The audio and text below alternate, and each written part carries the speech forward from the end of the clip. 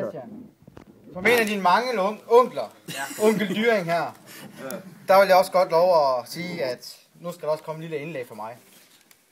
Og nu synes jeg, der har været rigtig mange taler, så nu skal vi ud i en sang. Og det er ikke bare en sang i aften, kære deltagere til den her dejlige fest. Det er en fællessang.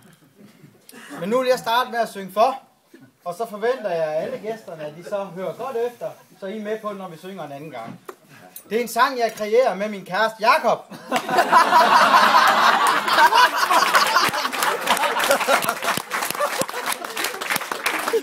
Så vi lå i går aftes i sengen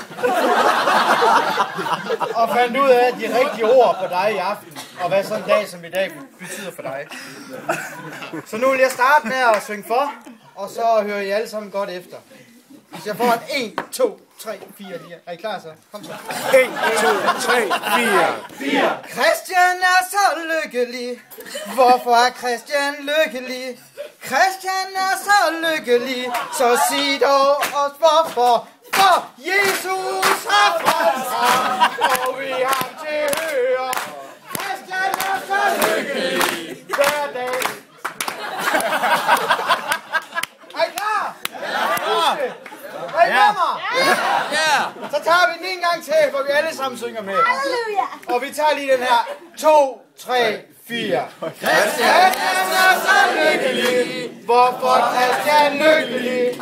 Christian er så lykkelig. Så sig dog om hvorfor. For Jesus har frelst ham, og vi ham til høre. Christian er så lykkelig hver dag.